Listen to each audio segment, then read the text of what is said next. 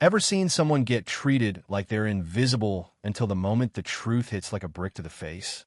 Now imagine that someone is 8 months pregnant, sitting in a wheelchair with shopping bags from designer stores at her feet, and still, they decide she's a problem. Yeah, this is one of those stories, and it's going to stick with you. It was a bright Saturday afternoon in downtown Austin, Texas. Meridian Court Plaza, all glass, marble, and the kind of polished chrome that makes you feel like you should be wearing sunglasses just to walk by. Right in the middle of it all sat Ava Monroe black maternity dress, Cartier watch, hair tied back neatly, 3 glossy shopping bags parked next to her wheelchair. Tiffany, Michael Kors, Sephora. She was scrolling through her phone, waiting for her rideshare, minding her own business. Then came the shadow. "Ma'am, you can't camp out here all day. This isn't a charity shelter," a voice barked. Officer Trent Harper, 6'2", built like an ex-linebacker who never got over high school football, was standing there, blocking her sunlight like he owned it. His partner, Officer Ruiz, stood off to the side, clearly uncomfortable. Ava looked up slowly. "I'm waiting for my ride home." Calm, polite, the kind of voice you use when you're hoping this will just pass over you. But Harper wanted an audience, and the crowd around them was starting to notice. Across the street, a teenager with a phone, Maya Green, 17, eyes sharp, whispered into her Instagram live, "Y'all, you need to see this." Viewer count 1. That wouldn't last. Harper crouched a little, his voice dripping with fake patience. "Don't make this harder than it needs to be, sweetheart." Ruiz shifted his weight, looking like he'd rather be anywhere else. Ava's app said 12 minutes till pickup. 12 minutes to get through whatever this was. But Harper wasn't done. Rodriguez, he stopped, caught himself. Ruiz, call for backup. "We've got a non-compliant vagrant." That word vagrant hung in the air like a slap. Maya's thumb hit go live, and the red started glowing. 2 viewers. 3. The glass doors behind Ava swung open, and out came Patricia Hall, the plaza's day manager. Heels clicking, posture stiff, smile fake. "Officers, thank you for coming so quickly. We've had complaints about this situation." She didn't look at Ava when she said it. Ava's phone buzzed secure message. "Command meeting moved to 1,400 hours. Clearance required." She swiped it away. The Garmin tactical watch on her wrist caught the light. "Identification," Harper ordered, palm out like he was doing her a favor. "Why?" "Because I said so. This is private property and you're trespassing." Maya's viewer count hit 120. Comments started rolling in. "Is this really happening? Someone call the news. This is wrong." Patricia leaned in, voice loud and slow, like Ava couldn't understand English. "Honey, you can't just sit here blocking our entrance. Our customers need access." The entrance was 20 feet wide. Ava was 3 feet off to the side. Facts weren't the point anymore. Ruiz finally spoke. "Maybe we should just..." "Just what?" Harper snapped. "Let every homeless person set up camp wherever they want?" "No thanks." The assumption was clear: pregnant, black, in a wheelchair in his mind. That could only mean one thing. Maya angled her phone to capture the shopping bags. The contrast was perfect, no way anyone watching could miss it. Viewer count, 300. "Ma'am," Harper said, "pregnancy doesn't excuse trespassing. And that attitude isn't helping you." That word attitude, the one black woman knew too well. Another buzz on Ava's phone. Senate briefing confirmed 1,500 hours. She ignored it. "Where's your husband?" Harper asked, smiling like he already knew the answer. "My husband's on his way."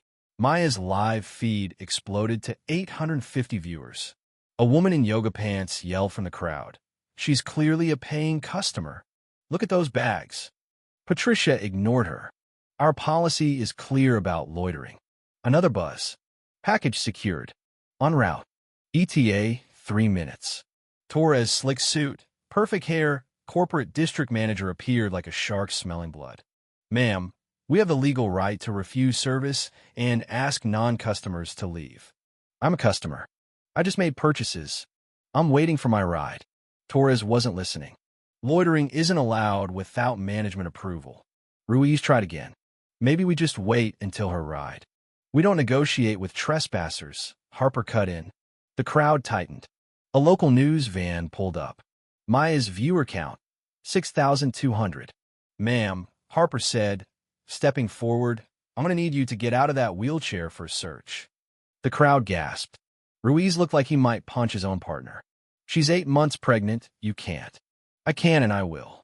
Sarah Lopez from Channel 7 moved in with a camera crew. This wasn't local anymore. This was going national. Ava's voice cut through the chaos. Calm. Cold.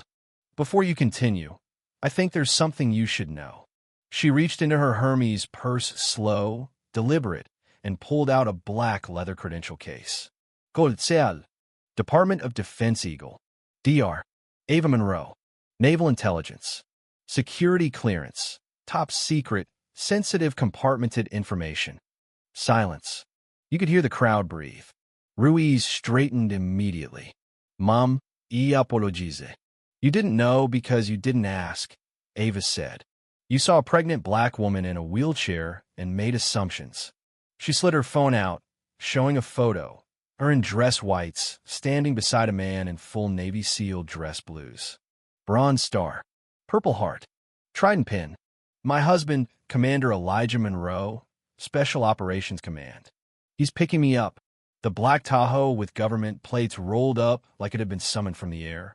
Out stepped Elijah 6'4", built like a tank, eyes scanning the scene in seconds. Everything all right here, DR. Monroe. His voice was calm, the kind of calm that makes men back up without realizing they've moved. Torres tried to spin it. Commander, this was just... Elijah lifted one finger. Conversation over. My wife is 8 months pregnant, a decorated officer, and you treated her like a criminal.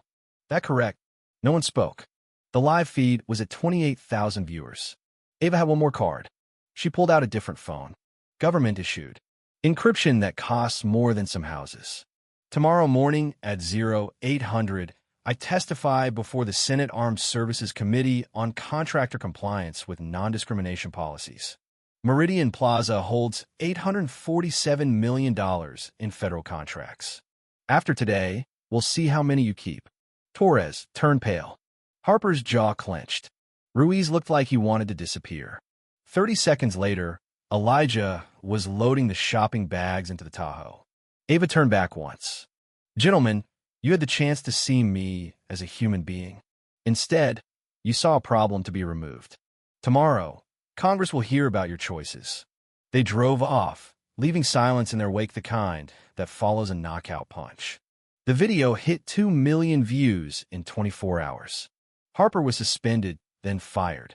Torres resigned before they could fire him. Ruiz got promoted to community liaison for his attempts to de-escalate. Meridian Plaza lost 3 federal contracts within weeks. The Senate passed the Military Family Protection Act 6 months later, Ava's testimony cited as the catalyst. Maya Green? She became a documentary filmmaker. Sarah Lopez won a regional Emmy for her coverage. And Ava Monroe? She gave birth to a healthy baby girl named Liberty. Elijah took leave to be home. The story of that afternoon became required reading at the Naval Academy, not as a story about rank or race, but about dignity.